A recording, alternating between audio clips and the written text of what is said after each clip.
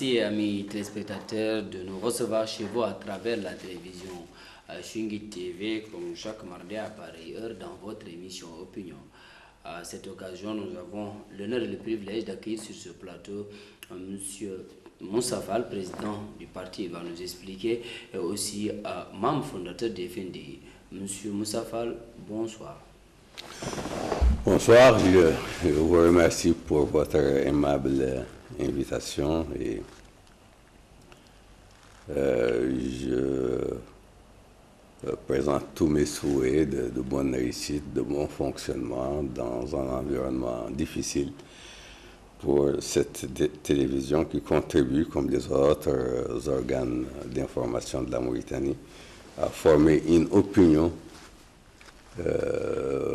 ouverte, une opinion qui doit de plus en plus être une opinion démocratique et une opinion prenant les valeurs nationales auxquelles sont attachées la Mauritanie et l'ensemble de ses composantes.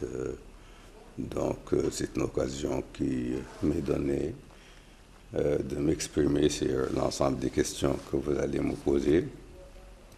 Et pour compléter la présentation, je suis effectivement M. Moussa Fall, je préside un mouvement qui s'appelle le MCD, le Mouvement pour le Changement Démocratique, qui est une formation qui est dans le Forum national pour la démocratie et l'unité, qui naturellement inscrit son action dans le cadre du programme et des objectifs de ce forum. Vous nous avez parlé d'un mouvement, vous n'avez pas une formation politique, vous avez plutôt un mouvement. C'est un mouvement politique. Ouais. C'est une formation politique, ce n'est pas un parti politique, mais c'est une formation politique. Une formation politique. Est-ce que vous pouvez un peu revenir sur votre CV, votre background, parce que vous avez quand même travaillé pour la Mauritanie, pour le rappel de la jeune génération qui est Moussa Fall. Mon parcours, j'ai plusieurs parcours. J'ai parcours politique, parcours professionnel, parcours personnel. Et je pense que ce que vous posez, c'est essentiellement le parcours professionnel. J'ai intégré la Banque centrale de Mauritanie, j'ai commencé par cela, puis après on m'a nommé directeur général de la SMCPP, société qui avait le monopole de la distribution des hydrocarbures en Mauritanie à l'époque. Puis après, je suis allé à la SOMIR, la Société mauritanienne de raffinage du pétrole, c'est-à-dire la raffinerie de pétrole qui est à Noribou. Et de là, je suis allé à la Sonimex. De la Sonimex, j'ai fait une traversée du désert, surtout après les événements de 1949. Traversée du désert qui a conduit à une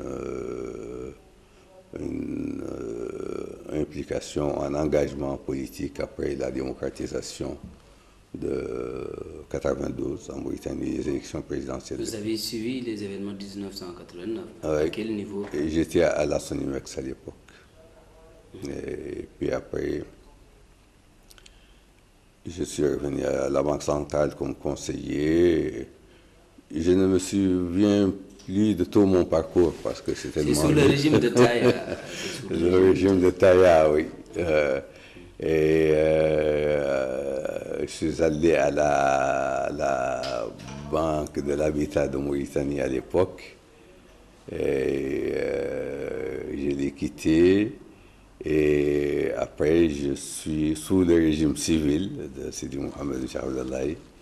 J'étais à la fois conseiller à la présidence de la République et président de la SMH, la Société mauritanienne des hydrocarbures. Puis après, je suis allé à l'ANER, l'Agence nationale d'assistance, d'appui, d'assistance, d'accueil et d'insertion des réfugiés de Mauritanie. Oui, vous étiez là-bas, mais qu'est-ce que vous avez fait? Quel est le bilan que vous allez nous présenter? Puisque vous aviez le plein pouvoir pour essayer vraiment d'organiser le retour des réfugiés qui sont au Sénégal. Aujourd'hui, ici, on vous demande de nous présenter un bilan. Oui, alors l'ANER, je l'ai dirigé durant la période de Sidi Mohamed Shah Abdallahi et naturellement j'ai démissionné. Quelle est la cause de votre démission? C'est le coup d'État. C'est le coup d'État. Le coup d'État de 2008. D'abord, j'avais difficilement accepté d'aller à l'ANER parce que j'étais déjà bon, dans un certain âge. Mais le président Sidi Shah Abdallahi a insisté pour que j'y aille. Et comme aussi c'est une mission très importante, une mission nationale très importante, je me suis engagé et à l'époque on avait élaboré une stratégie en 2 phases.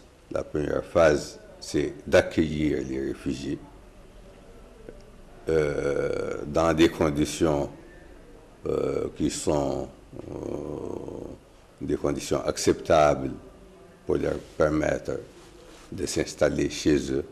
Et il y avait un programme donc d'assistance et d'aide aux réfugiés qui sont revenus en Mauritanie. Et la seconde phase de ce programme était un programme d'insertion durable.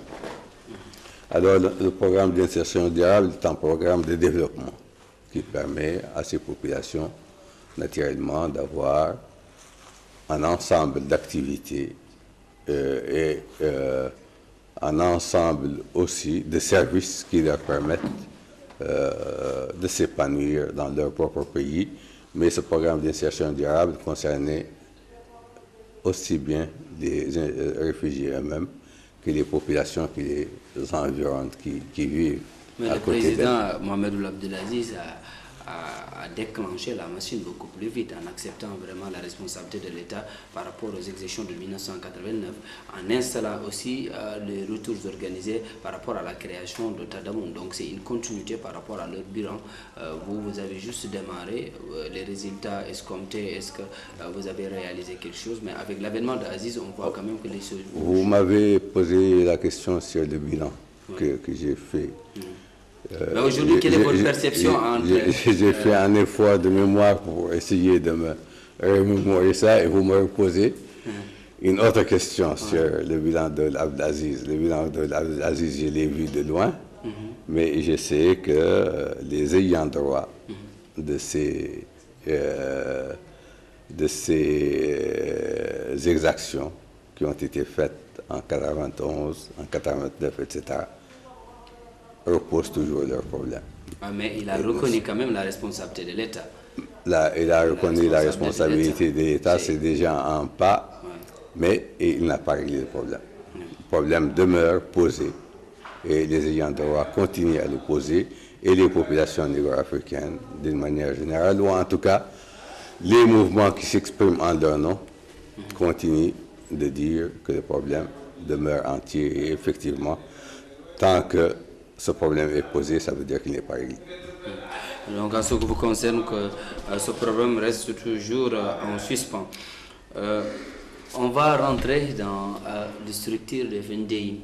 Avant FNDI, on a vu la création de la CODE, la coordination de l'opposition, FNDD avant même la CODE, aujourd'hui FNDI. Aujourd'hui, est-ce que ce n'est pas un manque des leaders politiques que vous êtes? Ce n'est pas un manque de coordination et une ambition pour la Mauritanie, parce que vous avez créé beaucoup de fronts, mais jusqu'à présent, on ne voit pas le résultat et la population se désolidarise par rapport à vos actions. Je ne pense pas que les populations se désolidarisent par rapport à nos actions. À chaque fois qu'on appelle les populations à manifester avec nous, elles viennent en très très grand nombre. Et en nombre de plus en plus important, manifestation après manifestation. Maintenant, ce que vous posez est vrai dans son fond, mais il faut voir les choses sous un angle évolutionniste, sous un angle historique, sous un angle de développement. Les choses ne viennent jamais d'un coup.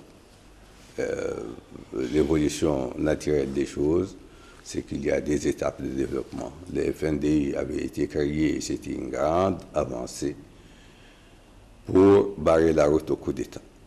de Abdelaziz à l'époque. C'était son objectif, Ils n'ont pas réussi de barrer. Faire échec au coup d'État. Ils n'ont pas réussi, mais ils ont joué un rôle et ils ont mené une lutte qui est respectable et qui a aussi contribué à faire évoluer l'esprit de combativité et la démocratie en Mauritanie. Puis après l'accord de Dakar, après les élections... De 2011. Après les élections, oui, pas 2011, 2009. Oui, il y a eu la coordination de l'opposition démocratique, qui a intégré naturellement le FNDD et le RFD, parce que le RFD était en dehors du FNDD. Mais maintenant, le RFD aussi est en dehors du FNDI. Oui, ça c'est une autre étape. Mais aujourd'hui, le FNDD, le FNDU, l'IRA, SAWAB, FPC, El Watan, l'INAD, l'ensemble de ces formations ont mis en place une coalition qui est fonctionnelle et qui naturellement engage elle aussi une lutte contre le référendum qui est envisagé pour le 5 août. Vous peinez à réussir une alternance en Mauritanie.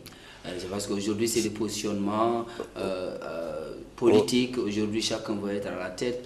Et on voit le FNDU, la CODE, FNDD, tout ça, toujours, c'est des leaders qui refusent de se ranger par rapport à une politique générale. Oui, mais je vous ai dit que les choses ne se font pas par un coup de baguette magique. Mais ça commence à durer quand même. Il y a des processus. Plus de 8 ans, ça commence à durer.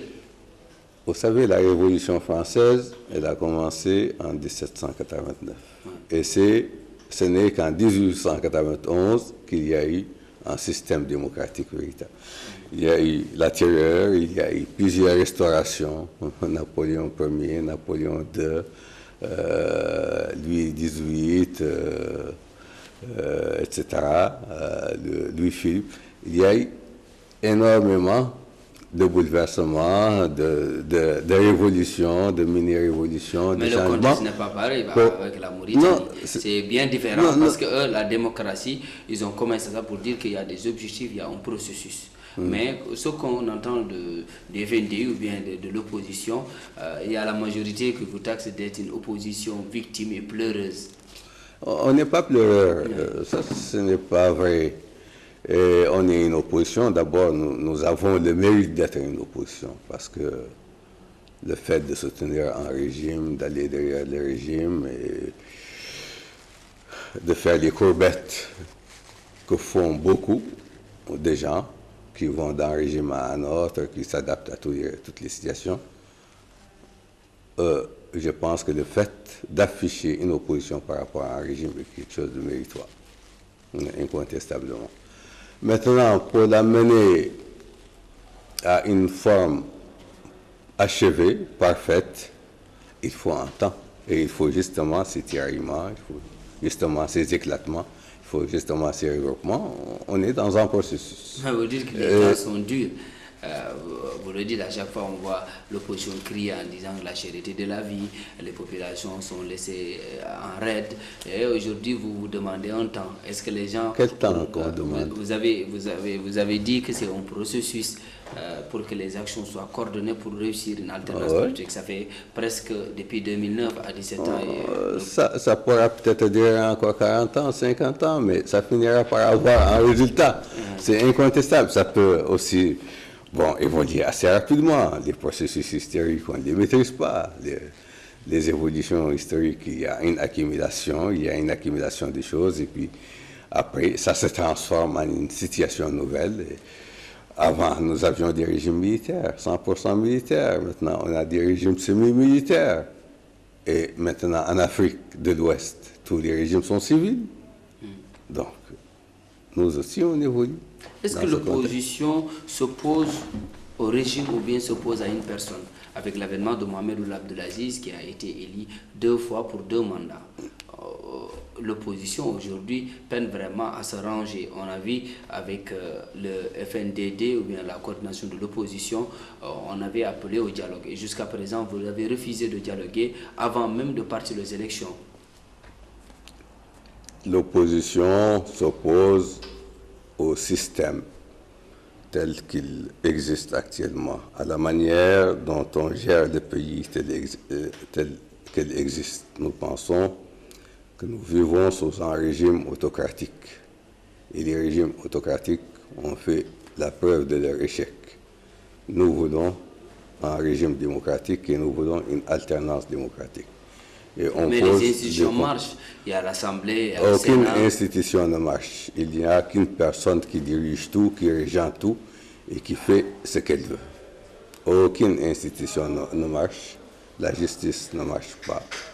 L'éducation ne marche pas. Les résultats du bac le montrent très clairement. Le système étatique, le système public, le taux de réussite est négligeable.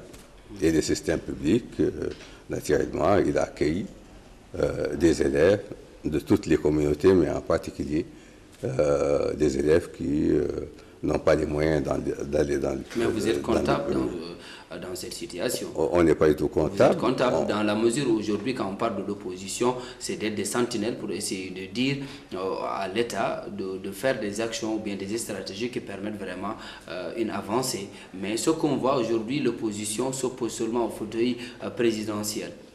J'ai dit que l'opposition s'oppose à la nature, au système autocratique. Et avec le système autocratique, on ne peut pas développer un pays. Il est impossible de développer un pays. Tout le monde l'a remis en cause et tout le monde opte pour un système démocratique et la Mauritanie tarde à entrer dans l'ère véritablement démocratique et nous poussons pour qu'elle entre dans cette ère-là. Vous nous avez parlé de l'éducation. On n'entend pas l'opposition vraiment se positionner, sortir, faire une marche pour essayer vraiment de dénoncer vraiment ces résultats calamiteux, mais c'est juste par rapport au référendum, c'est juste par rapport aux élections législatives, municipales. Vous avez toujours boycotté. Est-ce que vous ne regrettez pas ces boycotts? Parce qu'aujourd'hui, vous n'êtes pas représenté à l'Assemblée nationale, vous n'êtes pas représenté au Sénat. Il y a plusieurs questions dans votre question. Ouais. D'abord, l'opposition, moi je suis en train de parler du système éducatif. Oui, mais donc, on ne voit pas l'engouement. J'en parle. On a parlé du système de santé. Les médecins d'ailleurs en ont parlé. Ils ont fait des émissions qui étaient très suivies et qui ont frappé les esprits. On parle de l'ensemble de toutes ces questions.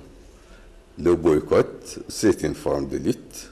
Quand les conditions ne sont pas réunies pour des élections transparentes, équitables, le boycott est une forme de lutte pour manifester son opposition à la manière avec laquelle on organise les élections. Et tant que les élections ne sont pas transparentes, tant qu'il n'y a pas une égalité des chances entre les différents compétiteurs, on ne peut pas refléter l'opinion réelle des pays, on ne peut pas les faire avancer.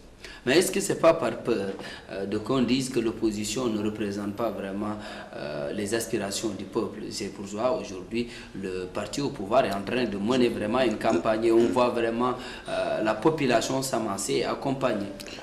Quand l'opposition appelle à une manifestation, et elle appelle à une manifestation pour le 15, le samedi prochain, vous verrez que les populations qui n'ont pas peur, qui ne sont pas embrigadés par des notables dans des cadres tribaux ou dans des cadres de corruption ou d'intéressement, que ces populations-là, qui viennent d'elles-mêmes, seront nombreuses dans cette manifestation. Mais il n'y a pas d'impact dans la mesure où aujourd'hui, pour réussir une alternance démocratique, il faut passer nécessairement par les élections. Mais manifester, faire sortir des gens, aujourd'hui... Il y a un impact et j'ai dit que c'est une accumulation et ça finira par se transformer,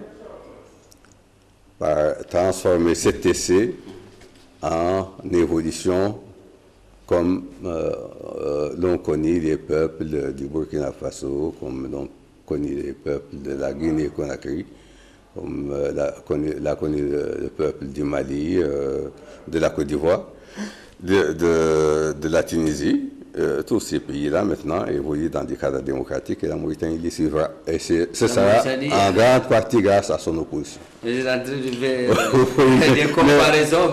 Abordons les sujets d'actualité. Les sujets d'actualité, on va passer au référendum. Aujourd'hui, le référendum, vous dites niet à la participation, vous avez boycotté le référendum. Est-ce que aussi les partis aujourd'hui qui se dressent contre ce référendum, ils vont faire quel plan d'action? Comment comptez-vous mener vraiment... Alors, l'opposition démocratique qui regroupe le FNDI, qui regroupe le RFD, qui regroupe SAWAB, qui regroupe l'INAD, qui regroupe l'IRA, qui regroupe le FPC, qui regroupe Mouhal Tahrir Distour. Je ne sais pas ma nationalité. Oui. Cette opposition démocratique qui regroupe actuellement de façon formelle 8 formations a décidé de boycotter, mais de façon active, ce référendum. Il y a un ensemble d'activités qui ont déjà été faites le vendredi. Le lundi, il y a eu une conférence de presse commune, la signature d'une déclaration commune. Aujourd'hui, il y a eu un sit-in des femmes et des jeunes devant la CENI. Le samedi, il va y avoir une manifestation en Nouakchott. Le 18, il va y avoir des manifestations dans 8 capitales régionales de l'intérieur du pays. Et on va aussi accompagner la campagne officielle pour le référendum. On va mener une contre-campagne pour le référendum. Et donc, nous envisageons d'engager. Est-ce que ça ne va pas finir en queue de poisson? On voit toujours que vous êtes engagé par rapport à ce combat. Et après, par des positionnements, les gens vont s'écarter de l'essentiel et la population est en train d'attendre. Non, on va continuer. Parce qu'on l'a vu pendant les élections législatives, on l'a vu avec le parti Tawasso. Mais vous avez une vision un peu mécanique des choses. Vous voulez un résultat tout de suite. Oui. Toute action, vous voulez un résultat tout de suite. Ce n'est pas comme ça que se font les choses. Mais laissez aussi le gouvernement de faire un processus aussi pour essayer de démocratiser. Aussi, ce n'est pas mécanique, ce n'est pas une baguette magique comme vous le dites. Et aussi, le régime est en train quand même de poser des jalons pour essayer d'aboutir à un pays qui va se développer. Pas du tout. Oui. Pourquoi vous acceptez que vous êtes en train de prendre du temps et le régime n'a pas le droit de prendre du temps? Mais à quoi servira le changement des drapeaux? À quoi servira la suppression du Sénat? Ça ne sert à rien. Ils ont argumenté. C'est 5 milliards d'oubliats qui sont engagés pour un résultat nul. Au contraire, d'ailleurs, le drapeau, nous l'aimons bien. L'opinion, en général, est hostile au changement des drapeaux. Et actuellement, la campagne d'inscription sur les listes électorales montre qu'il n'y a pas du tout d'enthousiasme pour s'engager dans Est-ce que l'opposition et le régime ne prennent pas le peuple en otage? Aujourd'hui, on ne sait pas quelle est vraiment la position de l'opposition. Parce que aujourd'hui, est-ce que vous êtes prêt à intégrer le gouvernement de Mohamed Ould Abdelaziz? Pas du tout. On n'est pas du tout prêt à l'intégrer. Mais c'est un processus, quand on est dans l'opposition, on doit vraiment, pour l'intérêt du pays, quitte à intégrer au gouvernement. On n'est pas du tout prêt à l'intégrer parce qu'il n'y a même pas de dialogue, il n'y a même pas de base, il n'y a même pas de temps commun. Messoud avait fait vraiment des démarches afin d'une création ou bien afin de ratisser large pour un gouvernement d'union nationale. Et ça a fini en queue de poisson, vous avez encore boycotté aujourd'hui. Quel est vraiment le problème? On ne nous a jamais demandé de participer à un gouvernement. Vous venez de dire si on vous appelle pour participer à un gouvernement, vous allez refuser. Non, j'ai dit ça, mais ce n'est pas, je n'ai pas complété un peu mon idée. Mon idée est qu'un gouvernement se forme sur la base d'un programme et d'une entente politique. Cette entente politique nécessite un dialogue avec des objectifs bien définis. Il faut s'entendre sur les objectifs pour engager le dialogue. Et si on est d'accord sur le dialogue, si on est d'accord sur ses conclusions, et si parmi ces conclusions, il y a un gouvernement qui doit être créé, c'est envisageable. Mais nous avons posé 2 conditions pour participer à un dialogue et on nous a dit non. La première condition, c'est qu'un dialogue doit être préparé en commun. On ne nous convoque pas pour nous asseoir sur un dialogue qui est préparé par le pouvoir. Et deuxièmement, on a dit que ce dialogue doit se traduire par des mécanismes de neutralisation de l'État, de l'administration et de ses institutions dans les compétitions électorales. Et pourtant, il y a des partis qui ont participé au dialogue. Aujourd'hui, ils sont membres des FNDI. C'est leur problème. Ouais. Lesquels sont membres des FNDI? Ils font partie de cette nouvelle coalition. Par lesquels? exemple, le FPC a participé au dialogue. Aujourd'hui, ils sont dans les rangs de cette coalition. S'ils reviennent à l'opposition, nous, on est prenants. Il n'y a pas de problème. Donc, maintenant, vous ne prenez pas à avoir vraiment un leader charismatique qui doit diriger les destinées de l'opposition. Vous prenez à avoir... Le moment venu, quand il y aura des élections présidentielles libres et que l'opposition y participera, probablement qu'émergera à ce moment-là un leader autour duquel on se regroupera. Seriez-vous prêt de mettre Biranda Oulabed à la tête pour votre candidat aux élections de 2009 si vous ne boycottez pas, bien sûr? Si on ne boycotte pas, la question ne se pose pas pour le moment. Et donc, on ne peut pas dire si on est prêt ou non. La question se posera quand nous aurons décidé de participer à ces élections et que l'on commencera à sélectionner le profil du candidat que nous devons mettre.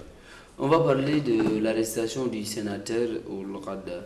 Vous dites que c'est un règlement politique. Le FNDI croit que c'est un règlement politique. Jugez-vous normal une personne, quel que soit son degré ou bien quelles que soient ses responsabilités, de conduire une voiture sans avoir une assurance? Alors, le problème de l'assurance, on m'a dit qu'elle avait une assurance. Le problème, ce n'est pas pour le manque d'assurance qu'on l'a arrêté. Mais c'est la police quand même. Ils ont dit qu'ils n'ont pas d'assurance. Pourquoi vous croyez on m'a dit qu'il y a l'avocat que j'ai interrogé personnellement m'a dit que la voiture était assurée et que lui-même a récupéré l'assurance pour la donner au procureur de la République. C'est ce qu'il m'a dit et je ne pense pas qu'il ait menti.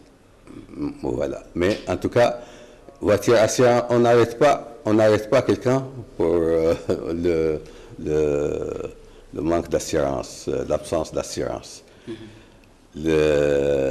Mohamed Ould Ghada est un sénateur, donc un élu de la République. Il a fait un accident.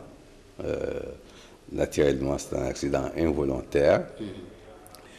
Et tous ces accidents avec des homicides involontaires ne se sont jamais traduits par l'enfermement de l'auteur de l'accident. Il y a toujours eu une garde à vue légère et il y a toujours eu un arrangement entre les parties et cet arrangement clôt le dossier. C'est la jurisprudence et la partie qui est en règle. Mais pourquoi s'est-on acharné sur Mohamed Ould Ghada? Mais les ayants droit ont demandé... Les ayants droit ont été indemnisés grassement et ils étaient contents. Ils n'ont même pas déposé une plainte.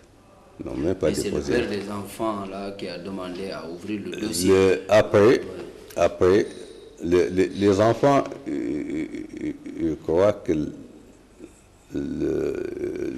sont de même mère, mais pas de même père. L'un d'eux n'est pas de même père.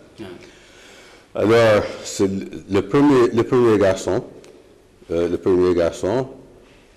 son père, je crois qu'il a été contacté, qu'il a été travaillé pour porter plainte. Finalement, il avait été insinué qu'il a été préparé. Vous avez quelques... on connaît. Mais comment vous pouvez insinuer en disant qu'il a été préparé, qu'il a été mandaté pour essayer d'ouvrir le dossier? Vous basez sur quel... Parce que nous avons des informations précises sur cela. Et l'avocat est sur le terrain, il le suit, et je l'ai appelé aujourd'hui pour avoir des informations, et il m'a donné toutes les informations. Donc vous voulez dire il m'a dit, bien sûr que c'est un coup monté. Bien sûr que c'est un coup monté, parce que Mohamed Ghadde, il a indemnisé, il s'est excusé, il était extrêmement affecté par l'accident lui-même, et il a fourni des efforts énormes pour essayer de réparer autant qu'il le peut. Il a pris en charge pendant 10 ans la scolarité des enfants. Il a indemnisé grassement la famille, y compris le premier garçon, dont le père pose problème actuellement. Et il y a eu une décharge sur les montants qu'il a reçus. Et comme je l'ai dit, aucune personne n'a jamais été emprisonnée après un accident involontaire. Il y a eu toujours des arrangements entre la victime et l'auteur de l'accident, et ces arrangements clôt le dossier. Maintenant, Mohamed Ghadde, à cause de son engagement politique, à cause de son courage politique, à cause de la position, la campagne qu'il a menée contre les modifications de la Constitution, à cause de l'action qu'il mène en tant que président de la commission d'enquête sur les marchés publics et les marchés de gré à gré, alors on veut le neutraliser. Et nous disons que ça c'est inacceptable, que c'est une enfreinte au droit de l'homme, du citoyen et d'un parlementaire de circo. Vous comptez commencer vos actions le 15 et le 18 juillet. Oui. Croyez-vous que la population suivra? Alors vous verrez vous-même, nous en sommes certains. Vous qui doutez, venez le 15, le samedi 15, au Carrefour Madrid. Il doit y avoir la jonction de 3 manifestations, l'une venant de la polyclinique, l'autre venant du marché de Kbeit et l'autre venant de la caserne des blindés, la Sonadère. Ils vont faire la jonction au Carrefour Madrid et ils iront à la place Ibn Abbas. Alors quand vous serez là-bas, est-ce que vous moi je serai là-bas, en train de défier l'autorité publique? Moi je serai là-bas, vous me contacterez pour me dire que vous êtes déçu ou que le monde qui y est n'est pas... Est-ce que vous n'êtes pas en train de défier l'autorité publique? On exerce nos droits en tant que citoyen. Le droit de manifester est un droit inaliénable qui est inscrit dans la Constitution et on l'exerce en tant que citoyen. Aujourd'hui, que pensez-vous de la majorité présidentielle? Donc on dit que l'opposition est crypto-personnelle, ils ne veulent pas vraiment que la Mauritanie avance, que c'est des personnes qui avaient vraiment des faveurs dans des régimes précédents. Aujourd'hui, on les a ôtés, ces privilèges, ils sont là, ils se dressent contre la personne. C'est la personne de Mohamed Ould Abdelaziz que vous dérangez. J'ai déjà répondu à cette question et c'est pour personnes qui disent ces choses. Je crois qu'elles aussi, vous les connaissez. Moi, je ne connais pas. Je connais pas. Il faut voir les archives.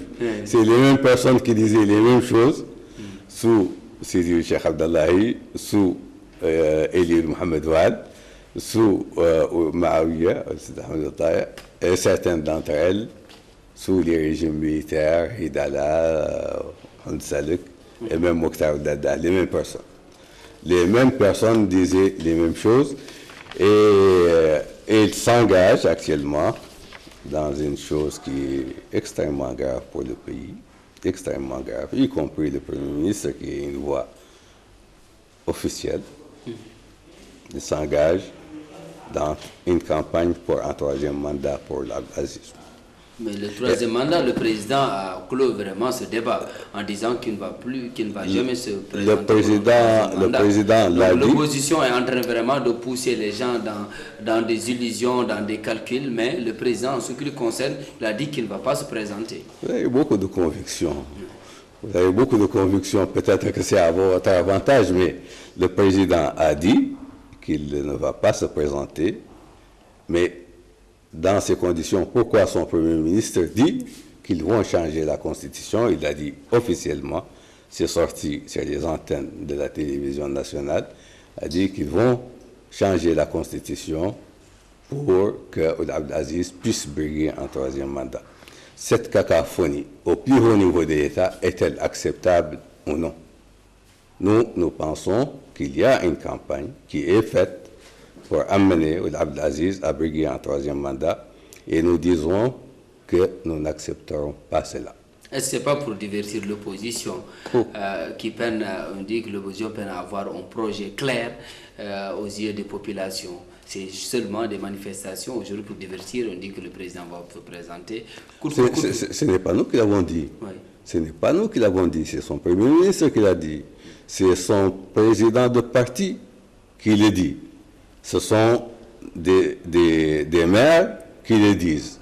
Ce sont des notables qui le disent. Il y a des campagnes qui sont faites pour un troisième mandat. Pourquoi on le fait? Si lui, il ne le veut pas. Si lui, il ne le veut pas. Il suffit qu'ils disent à ces gens-là, ne faites pas un troisième mandat. Moi, je n'en veux pas. Et vous, approuvez-vous la modification des projets de loi constitutionnelle référendaire qui veut modifier l'article 8 de la Constitution de 1991. On ne sait pas ce qu'il y a dans l'article 8. Les populations gars ne savent pas qu'est-ce qu'il y a dans l'article 8. Et on leur demande de dire si elles sont d'accord ou non. Ça, c'est à la limite... Mais le fait que vous avez boycotté leur donne là vraiment une large victoire et aussi d'asseoir ce projet et de faire des amendements constitutionnels. Bon, le fait qu'on ait boycotté, c'est un choix. On pense que les conditions ne sont toujours pas réunies pour un vote transparent. Et tant que les conditions ne sont pas réunies pour un vote transparent, alors le résultat, que l'on participe ou non, ce sera le résultat que voudra sortir du régime. Et on n'accepte pas ça. Nous sommes au terme de l'émission. Je vous donne l'occasion de vous exprimer, de lancer un message. Le message que je veux lancer, c'est d'élucider cette question du troisième mandat. Cette question du troisième mandat. Le poser directement au président. Je le pose au président. Au Premier ministre aussi. Je le pose au président, je le pose à tout le monde parce que cette question du troisième mandat peut entraîner le pays vers des perturbations dont on ne peut pas mesurer les conséquences. Le pays, les populations mauritaniennes vivent dans un enfer réel. Et vous interrogez n'importe quel citoyen, il vous dit que la situation est intenable. Alors, une situation intenable avec la hausse des prix à cause des impôts et de la dévaluation de l'ouguiya, avec le chômage des jeunes, avec l'insécurité, avec l'insalubrité dans les villes, avec la gabégie qui règne au niveau de l'État. Le président a lutté contre ça. Avec les injustices et les ségrégations que l'on connaît, cet enfer dans lequel nous vivons et que nous ne pouvons pas supporter à l'heure actuelle et que nous supporterons extrêmement difficilement jusqu'en 2019, personne n'acceptera que ça aille au-delà de 2019. Et donc, vouloir passer en force en troisième mandat, c'est vouloir engager une confrontation au niveau national dont les conséquences sont imprévisibles. Et naturellement, nous avons une constitution. Le pouvoir veut la modifier sur un certain nombre de chapitres. Il y a des chapitres qui sont verrouillés et qui sont verrouillés dans commun accord avec tout le monde. Le président lui-même a dit qu'il va les respecter. On veut... Mais il faut croire à son on ne croit à rien du tout. Et pour cause, on est chien échaudé, craint l'eau froide, on sait à quoi s'en tenir, mais on veut, on lui permet, on lui donne naturellement la faculté de pouvoir nous convaincre qu'il veut respecter cet engagement. Et le respect de cet engagement passe par le fait de mettre fin à ces doubles discours, à ces cacophonies, à ces campagnes qui véritablement mettent tout le monde mal à l'aise, y compris les personnes qui se sont engagées avec lui dans un dialogue. Merci beaucoup, Monsieur le Président. Merci beaucoup, Monsieur Moussa Fall, de répondre à l'appel de la télévision Chinguit. Merci de cette humilité, comme je le dis. Merci aussi de nous avoir accordé les rebondissements, comme on le dit à chaque fois. On vous remercie très sincèrement et longue vie à vous par rapport au travail, quel que soit ce que vous faites pour la Mauritanie et les autres, qu'on veut que la Mauritanie en sorte victorieuse. Madame, mademoiselle, messieurs, merci de nous accueillir chez vous à travers la télévision Chinguit. Nous vous disons bonsoir, au revoir et à mardi prochain avec d'autres invités. Au revoir. Merci bien. Je peux avoir... quand est-ce que je peux avoir un enregistrement? Merci.